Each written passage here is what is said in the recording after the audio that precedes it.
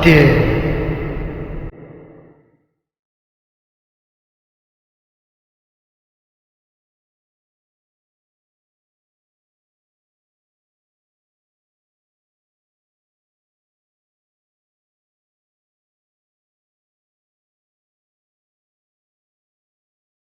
ජේසු පිහිටයි. ස්වාමින් වහන්සේගේ නාමයෙන් තවත් වැඩසටහනක් තුළින් ඔබ වෙතට සමීප වෙන්න ස්වාමින් වහන්සේ දුන්නා වූ කරුණාව ගැන ජීවමාන දෙවියන් වහන්සේට ස්තුතිවන්ත වෙනවා. අද දවසේ අපි බලන්න යනවා මනුෂ්‍යයාගේ ජීවිතය තුළ ඔහුට සියලු ආකාර වරප්‍රසාද එහෙමත් නැත්නම් ධනය, බලය, ගෞරවය මේ සියලු කාරණා මනුෂ්‍යයාගේ ජීවිතේ සම්පූර්ණ වුණා. ඔහු ගැලවීම උරුම කරගත්තේ නැත්නම් ඔහුගේ ජීවිතයේ ලැබුවා වූ මේ සියලු දේවල් කාලික හා මේ පොළොවට පමණ සීමා වූ දේවල් බවට පත් වෙනවා. ඒ මනුෂ්‍යයා මරණින් පසුව මේ කිසි දෙයක් රැගෙන යන්නේ නැහැ. ඒ මනුෂ්‍යයා සදාකාල ජීවනයේ පිණිස ස්වර්ගීක වස්තුව රැස් කරගෙන තිබුණේ නැත්නම් ඒ මනුෂ්‍යයා පරාජිත මනුෂ්‍යෙක් බවට පත් වෙනවා. අපි උන්වහන්සේගේ වචනේ අද දවසේ බලන්න යනවා සාකේයුස්ගේ ජීවිතේ. ඔහුට ධනය තිබුණා, බලය තිබුණා, රාජ්‍යය විසින් ඔහු පිළිගත් මිනිසෙක් හැටියට නම් කර තිබුණා. ඔහු සුංගම් අය කරන්න එක්ව සිටියා. නමුත් ඔහුගේ ජීවිතේ හිස් බව ඔහුට යම් දවසක දැනෙන්න ගත්තා. අද බොහෝ මිනිසයන් සිතනවා ඔවුන්ට ධනය තිබෙනවා, බලය තිබෙනවා, ගෞරවය තිබෙනවා. මේ සියලු දේ තිබෙන නිසා ඔවුන්ගේ ජීවිත සම්පූර්ණයි කියලා. ඔබ ලෙස සිතන මිනිසෙක් නම් අද දවසේ මේ පණිවිඩය ස්වාමින් වහන්සේ තුල ඔබටයි. අපි උන්වහන්සේගේ වචනේ ගමන් කරමු. සුදු ලූක් සුභාරංචියේ 19 වන පරිච්ඡේදයේ පළමු පදයේ සිට. උන්වහන්සේ යෙරිකෝවට ඇතුල්ව ඒ මැදින් යද්දී සුංගම් අය කරන්නන්ගෙන් ප්‍රධානියෙක් වූ සාකේයුස් නම්ලත් පොහොසත් මිනිසෙක් යේසුස් වහන්සේ කවුද කියා බලන්ට සෙවීය. උන්වහන්සේ ගමක් මැදින් යනකොට මේ සාකේයුස් කියන මිනිසයාට දැනගන්න ලැබුණා යේසුස් වහන්සේ මේ ගම මැදින් ගමන් කරන බව. මේ සාකේයුස්ගේ ජීවිතේ ඔහුට ධනය, බලය, වස්තුව මේ සියලු කාරණා තිබුණත් ඔහුට අවශ්‍යතාවයක් පැන නැගුණා මේ යේසුස් වහන්සේ කවුද කියලා බලන්න. අද මිනිස්සු තමාට ධනය, බලය, වස්තුව හැමදේම තිබෙන තැන දෙවියන්ව සෙවීම අමතක කරනවා. ඔවුන් සිතනවා ඔවුන් සියල්ලෙන් සම්පූර්ණයි. ඒ නිසා උන්ට දෙවියන්ව අවශ්‍ය නැහැ කියලා. නමුත් මේ සීළු කාරණා එලෙස තිබුණා. තමාගේ ජීවිතයේ පාපය සීළු මනුෂ්‍යයන් තුල තිබෙනවා. ඒ උන්වහන්සේගේ වචනේ පැහැදිලිව කියනවා. සියල්ලෝම පව් කොට දෙවියන් වහන්සේගේ මහිමයෙන් හීන වී සිටිනවයි කියලා. ඒ නිසා සීළු මනුෂ්‍යයන්ට තමාගේ පාපයට දෙවියන් වහන්සේ තුල සමාව අයද ගැනීමක් අනිවාර්ය කාරණයක්ව තිබෙනවා. ඒ නිසා මේ සාකේයුස්ගේ ජීවිතේ ඔහුට අවශ්‍ය වුණා මේ යේසුස් වහන්සේ කවුද කියලා දැනගන්න. ඔබට මේ සීළු කාරණා තිබෙනවා නම් ධනෙ, බලය, ගෞරවය ඔබ සිතනවා නම් ඔබට දෙවියන් වහන්සේ කවුද කියලා දැනගන්න අවශ්‍ය නැහැ කියලා ඔබ පරාජිතයෙක් බවට පත් වෙන්න යන යම් දිනක. ඒ නිසා ඔබ මනුෂ්‍යයන් දෙස නොවේ යේසුස් වහන්සේ කවුද කියලා සෙවීමට ඔබ ඉදිරිපත් විය යුතුයි. ඒට හේතුව ඔබ මනුෂ්‍යයන් දෙස බලලා යේසුස් වහන්සේ ගැන තීරණ ගන්න එපා.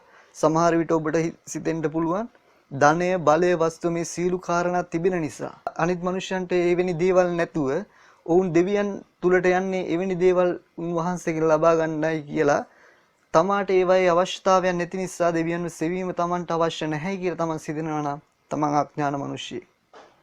මොකද උන්වහන්සේව සොයන්නේ මේ වස්තුව, බලය, ගෞරවය ලබන්නට නොවේ. ඔබේ මගේ ආත්මය ස්වාමින් වහන්සේ තුල සදාකාල ජීවනයේ පිණිසගෙන යන ලබන්නටයි. ඒ නිසා මේ සාකේයුස් තීරණයක් ගන්නවා දෙවියන් වහන්සේ එහෙමත් නැත්නම් යේසුස් වහන්සේ මේ කවුදයි කියලා ඔහු බලන්න. මිනිස්සු යේසුස් වහන්සේ ගැන කතා වෙනව ඔහු අහලා තියෙන්නේ නැති. මෙහෙම යේසුස් වහන්සේ කියලා පුද්ගලයෙක් මෙහෙම දේශනා කරනවයි කියලා ඔහු අහලා තියෙන්නේ නැති. අද ඔබත් එලෙස අසා සිටිනවා ඇති. නමුත් ඔබ උන්වහන්සේව රස බලලා දැනගෙන නැතුව ඇති. මේ සාකේයුස් මෙන් ඔබත් තීරණයක් ගත්තොත් මේ යේසුස් වහන්සේ කවුදයි කියලා බලන්න ඔබේ ජීවිතයේ ඔබ ගන්නා වටිනාම තීරණයේ බවට පත් වෙනවා. මන් උන්වහන්සේගේ වචනේ කියනවා උන්වහන්සේව රස බලා දැනගන්නයි කියලා. ඒ නිසා උන්වහන්සේගේ රසය අත්විඳව මිනිසයා මේ පොළවේ ජයග්‍රාහික මිනිසෙක් බවට පත් වෙනවා. දැන් මේ සාකෙවුස් උන්වහන්සේ කවුදයි කියලා බලන්න ඔහු ඉදිරිපත් වෙනවා. නමුත් ඔහු මිටි බැවින් සමූහයන් නිසා නොහැකි විය. උන්වහන්සේ ඒ මාර්ගයේ යන්ට සිටි බැවින් ඔහු පෙරටුව දුව ගොස් උන්වහන්සේ දකින්න පිණිස අත්තිකා ගසකර නැගුණේය. බොහෝ මනුෂ්‍යයන් පිරීලා සිටිනවා. සාකෙවුස්ට මේ ස්ථානයට ළඟා වෙන්න බෑ. ඔහුට යේසුස් වහන්සේව දැක ගන්නට අපහසුයි ඔහු මිටි නිසා. අද ඔබේ ජීවිතයේ ඔබගේ ධනය නිසා, ඔබගේ බලය නිසා, මමත්වය නිසා, ගෞරවය නිසා ඔබ මිටිභාවයෙන් පෙළෙනවා ඇති යේසුස් වහන්සේව දැක ගන්නට බැරුව.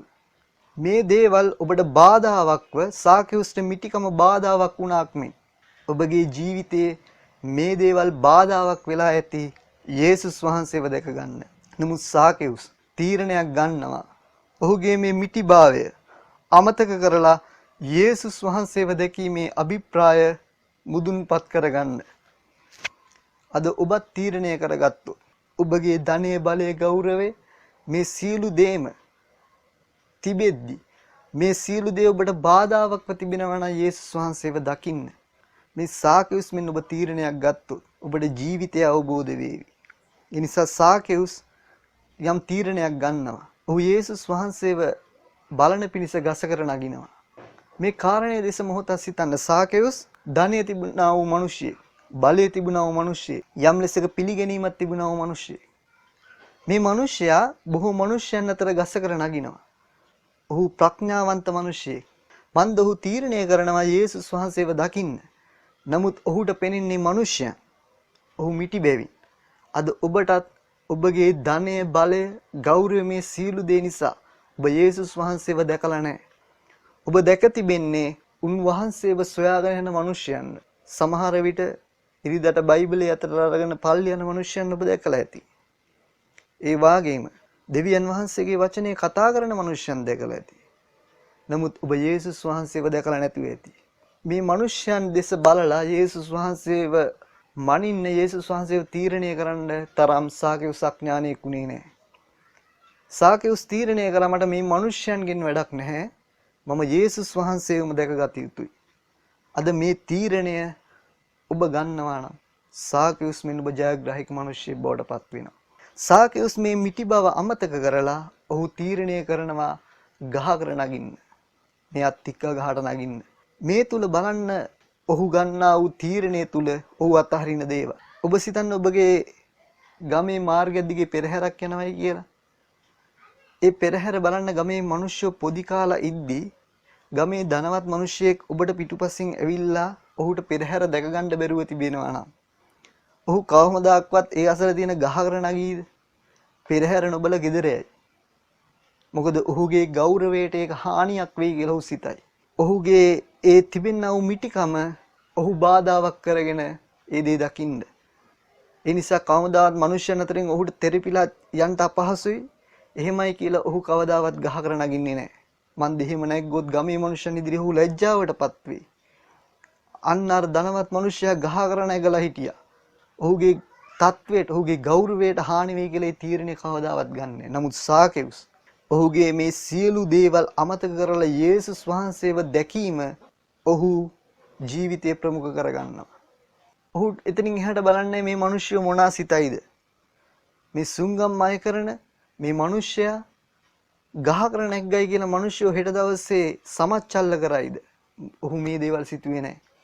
ඔහු සිතුවේ යේසුස් වහන්සේව දැකීමම පමණයි. සාකෙවුස්ගේ ජීවිතයේ ඔහු ගත්තා වූ තීරණයේ වැදගත්කම බලන්න.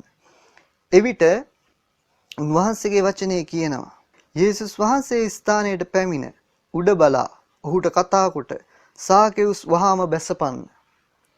යේසුස් වහන්සේ දැක උන්වහන්සේ කියනවා සාකෙවුස් වහාම ගහෙන් බිමට වහින්න. මන්ද සාකෙවුස් මුළු සිතින්ම උන්වහන්සේව සොයනවා. උන්වහන්සේ දැක්කා. අද ඔබ මේ සාකෙවුස් මෙන් ඔබගේ ජීවිතයේ මමත්වය, ගෞරවය, ඔබගේ ජීවිතයේ ධනය, බලය මේ සියලු දේවල් අතහැරලා යේසුස් වහන්සේව සොයන්ට යනවා නම් යේසුස් වහන්සේ ඔබට සම්බ වෙන්න යනවා. උන්වහන්සේගේ වචනේ අපි දකිනවා යෙරමියාගේ පොතේ 29 වන පරිච්ඡේදයේ 13 වන පදය. නුඹලා මා සොයනවා ඇත. නුඹලා මුළු සිතින් මා සොයන කල මා නුඹලාට සම්බ වෙනවා ඇත. උන්වහන්සේගේ වචනේ කියනවා නුඹලා මා සොයනවා ඇත. නමුත් නුඹලා මුළු සිතින් මා සොයන කල මා නුඹලාට සම්බ වෙනවා ඇත. සාකෙවුස් නිකන් උන්වහන්සේ වෙහුවේ නැහැ. මේ මිනිස්සුත් උන්වහන්සේව ඒ මාර්ගය අසල සිටි මිනිස්සු උන්වහන්සේව සෙව්වා. නමුත් මේ මිනිසයන් අතර සාකෙවුස් මුළු සිතින් උන්වහන්සේව සොයනවා. ඔහුගේ ධනය, ඔහුගේ බලය, ඔහුගේ ගෞරවය මේ සියල්ල අමතක කරලා ඔහු ගහකට නැගලා උන්වහන්සේව මුළු සිතින් සොයනවා. උන්වහන්සේ සාකෙවුස් වෙතට ලං වෙනවා. සාකෙවුස් උන්වහන්සේ මුණ ගැසෙනවා. ක්‍රිස්තුස් වහන්සේව දකින්න අවශ්‍ය නම් ඔබ මෙලෙස සාකෙවුස් මෙන් තීරණ ගත යුතු තිබෙනවා. ඒ නිසා මනුෂ්‍යයන් දෙස බලලා ක්‍රිස්තුස් වහන්සේව කවදාවත් මනින්න එපා. ක්‍රිස්තුස් වහන්සේ පසුපස යන මනුෂ්‍යයන් අනුගාමිකයන් දෙස බලන උන්වහන්සේව මනින්න එපා. මන්ද ඔවුන් යන්නේ වැරදි මාර්ගවල වෙන්න පුළුවන් සමහර විට. ඔවුන් යන මාර්ග හරි නැති වෙන්න පුළුවන් සමහර විට. එම නිසා ක්‍රිස්තුස් වහන්සේව දැකීමේ අරමුණ පෙරදරි කරගෙන උන්වහන්සේව සෙවීම වැදගත්ව තිබෙනවා. උන්වහන්සේගේ වචනේ කියනවා යේසුස් වහන්සේ ස්ථානයට පැමිණ උඩ බලා ඔහුට කතා කොට සාකෙවුස් වහාම බැසපන්න. මක් නිසාද අද නුඹේ ගෙදර මම නවතින්නට ඕනෑයි ඔහුට කීසේක. යේසුස් වහන්සේ මේ සාකෙවුස්ට කියනවා අද මම නුඹේ ගෙදර නවතින්න ඕනේ. උන්වහන්සේ අද ඔබගේ හදවත උන්වහන්සේගේ මාලිකාව කරගෙන උන්වහන්සේ ඔබ තුල නවත්වා ගන්නට අවශ්‍ය නම් මුළු සිතින් උන්වහන්සේව සොයන්න. අනිවාර්යයෙන්ම උන්වහන්සේ ඔබට සම්බ වෙනවා. මේ සාකෙවුස්ට සම්බුණාක් මේ. නමුත් ඒක ගැලවීම නෙවෙයි. උන්වහන්සේව සම්බුණ ඵලියට මිනිස්සයා ගැලවීම ලබන්නේ නැහැ. ඒ මිනිස්සයා තුල යම් ක්‍රියාවක් සිදු විය යුතුයි. මේ සාකෙවුස්ට ගත්තා වූ තීරණය තුල සාකෙවුස්ට උන්වහන්සේව මුණ ගැසෙනවා. ඒ මිනිසයන් උන්වහන්සේ පසුපස යන්නට ඇති. උන්වහන්සේව සොයන්නට ඇති. නමුත් ඒ සීළු මිනිසයන් අතරින් සාකෙවුස් ආශිර්වාද ලද්දෙක් උනේ උන්වහන්සේව මුළු සිතින් සෙවූ නිසායි. ඉන්පසු උන්වහන්සේගේ වචනේ කියනවා ඔවුන් ඒ දැක උන්වහන්සේ පෞකාර මිනිසයු සමග නවාතැන් ගන්නට ගියසේකයි කියමින් සියල්ලෝම කොඳුලෝය. මේ ක්‍රිස්තුස් වහන්සේ සමග ගියා වූ මිනිස්සු උන්වහන්සේව දකින්න මේ ඉදිරියෙන් සිටියා වූ මිනිසයන් කොඳුරන්ට ගන්නවා උන්වහන්සේ පෞකාරයන් සමග නවාතැන් ගන්න පිණිස යනවායි කියලා. බලන්න මේ මිනිසයන් මුළු සිතින් උන්වහන්සේව සොයා නැහැ කියලා මේ වචන තුලින් ඔප්පු වෙනවා. මන්ද උන් තුල කෙඳිරීම තිබෙනවා. ක්‍රිස්තුස් වහන්සේ තුල යන මිනිසයාගේ අරමුණ විය යුත්තේ පෞකාර මිනිසයන්ව ක්‍රිස්තුස් වහන්සේ තුල දිනා ගැනීම. ඒ මිනිසයන්ව ක්‍රිස්තුස් වහන්සේ තුලට ගැනීම. නමුත් මේ මිනිසයන් තුල එවැනි ආත්මයක් නැහැ. ඔවුන් දෙවියන් වහන්සේ මුළු සිතින් සොයලා නැහැ. මේ වචන වලින් ඔවුන්ගේ කෙඳිරීම තුලින් මේ ඔප්පු වෙනවා. ඒ නිසා උන්වහන්සේව මේ මිනිසයන්ට සම්බ වෙන්නේ නැහැ. නමුත් පෞකාර මිනිසෙකු ඒ සුංගම් අය කළා වූ සාකෙවුස් මුළු සිතින් උන්වහන්සේව සෙවූ කල ඔහුට සම්බ වෙනවා. ඒ කෙඳිරීම උන්වහන්සේව දකින්න උන්වහන්සේව උන් තුලට ළඟා කරගන්න උන්ට බාධාවක්ව තිබුණා. දැන් මේ සාකෙවුස් දෙවියන් වහන්සේව තමාගේ නිවසට පිළිගනු ලබනවා. එතෙන් පටන් ඔහුගේ ගැලවීම ආරම්භ වෙන්න යනවා. යේසුස් වහන්සේ ඇතුළු වුණු ජීවිතයේ විපර්යාසය ඒ වෙනස් වීම ඉබේ හට ගන්නට යනවා. උන්වහන්සේ ඇතුළු වුණු ජීවිතයට තමාගේ පාපය අවබෝධ වෙන්න යනවා.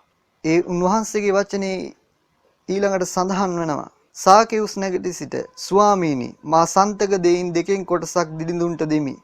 යමෙකුගෙන් අයුත්තේ යමක් ගෙන තිබේ නම් ඔහුට 4 ගුණයක් නැවත දෙමි ස්වාමින් වහන්සේට කීවේය. දැන් සාකෙවුස් තීරණයක් ගන්නවා යේසුස් වහන්සේ තමන්ගේ ජීවිතයට තුළුණයින් පසුව තමාගේ ජීවිතයේ තිබෙන පාපය අත්හරින්න. අනුන්ගෙන් කොල්ල කාපු දේවල් ඒ මනුෂ්‍යයන් අතර නැවත බෙදා දෙන්න. යමෙකුගෙන් වැඩියෙන් යමක් ගත්තා නම් ඒ වගේ 4 ගුණයක් නැවත ඔහුට දෙන්න සාකෙවුස් තීරණයක් ගන්නවා. මේ තමා තුළම හට ගන්නවා. මන්ද ක්‍රිස්තුස් වහන්සේ මනුෂ්‍යයා තුළට පැමිණි කල ඒ මනුෂ්‍යයා සම්පූර්ණ වෙනස් වෙනවා. තමන්ගේ පාපය ඒ මනුෂ්‍යයාට දැනෙන්න ගද්දී ඒ මනුෂ්‍යයේ පාපය අත්හරිනවා. දැන් මේ සාකේවුස් ගන්නා වූ තීරණයත් සමග උන්වහන්සේ වචනයක් කියනවා. යේසුස් වහන්සේ ඌට කියනසේක ගැලවීම අද මේ ගෙදරට පැමිණියේය. කුමක් හේින්ද? මොහුත් ආබ්‍රහම්ගේ පුත්‍රයෙක්ය. මක්නිසාද මනුෂ්‍ය පුත්‍රයා නැති වූ දේ සොයන්ටත් ගලවන්ටත් ආයේයයි කීසේක. උන්වහන්සේ කියනවා දැන් මේ ගෙදරට ගැලවීම පැමිණියා. සාකේවුස්ට ගැලවීම ලැබුණේ ඔහු තීරණයක් ගන්නවා තමාගේ තිබෙනා වූ ගෞරවය මේ සීළු කාරණා අතහැරලා උන්වහන්සේව සොයන්න. ඒ සෙවීමේ ප්‍රතිඵලයක් ලෙස මුළු සිතින්ම සාකේවුස් යේසුස් වහන්සේව සොයන්න තීරණයක් ගන්නවා. ඒ සෙවීමේ ප්‍රතිඵලයක් ලෙස යේසුස් වහන්සේ උට සම්බ වෙනවා. ඉන්පසුව යේසුස් වහන්සේ උ සමග නවාතැන් ගන්නට එනවා. එයාවයින් පසුව තමාගේ ජීවිතයේ පාපය අවබෝධ වෙද්දී මේ සියලු කාරණා ඔහු අතහරින්න ගන්නවා. ඔහුට අවබෝධ වෙනවා මේ පොළවේ අපි රැස් කරගන්න වස්තුව, ධනය, බලය මේ දේවල් නෙවෙයි සහනය සහ ගැලවීම කියලා. ඒ නිසා සාකේවුස් මේ සියල්ල අත්හරින්න තීරණය කරනවා. යේසුස් වහන්සේ තුල ගැලවීම උරුම කරගන්නවා. අද ඔබගේ ජීවිතේ වස්තුව, ධනය, බලය මේ සියලු කාරණා ඔබ පොදි බැඳගෙන දෙවියන් වහන්සේට විරුද්ධව ඔබගේ ජීවිතය ගොඩනගාගෙන ඇති. මේ සාකේවුස් මෙන් මනුෂ්‍යයන් දෙස නොබලා යේසුස් වහන්සේ දෙසම බලාගෙන ජීවිතේ තීරණ ගන්න උත්සාහ කරන්න. සාකේවුස් මෙන් යේසුස් වහන්සේව පමණක් සොයන්න තීරණය කරන්න. මනුෂ්‍යයන්ගේ කිඳිරීම් වලට, මනුෂ්‍යයන්ගේ උස්කම් වලට ඔබ යේසුස් වහන්සේව සෙවීමේ බාධාවක් කරගන්න එපා. ඔබ කොච්චර ධනවතෙක් වුණත්, කොච්චර දිලින්දෙක් වුණත් යේසුස් වහන්සේව මුළු සිතින් සොයනවා නම් ඔබට උන්වහන්සේව සම්බ වෙන්න යනවා. උන්වහන්සේගේ පණිවිඩය අද දවසේ මෙයයි. යේසුස් වහන්සේ තුල මුළු සිතින් උන්වහන්සේව සොයන්න. එවිට උන්වහන්සේ ඔබ තුලට පැමිණේවි. ඔබගේ ජීවිතේ පාපය තිබෙන්න පුළුවන්. ඔබගේ ජීවිතේ දුර්වලකම තිබෙන්න පුළුවන්. මේ සීළු කාරණා මැද ඔබ යේසුස් වහන්සේව මුළු සිතින් සොයනවා නම් උන්වහන්සේ ඔබට සම්බ වෙන්න යනවා. ඉන්පසුව ඔබගේ ජීවිතයේ තිබෙනා වූ පාපයේ එකින් එක ඔබගේ ජීවිතයෙන් ඉවත් වෙන්න යනවා. ඒ තීරණය ඔබ ගන්නට යනවා යේසුස් වහන්සේ තුල. ඒට ශුද්ධාත්මයන් වහන්සේ ඔබට උපකාරී වේවි. එම නිසා උන්වහන්සේගේ වචනේ අද දවසේ පණිවිඩය මුළු සිතින් උන්වහන්සේව සොයන්න. එවිට උන්වහන්සේ ඔබට සම්බ වෙනවා ඇති. යේසු පිහිටයි.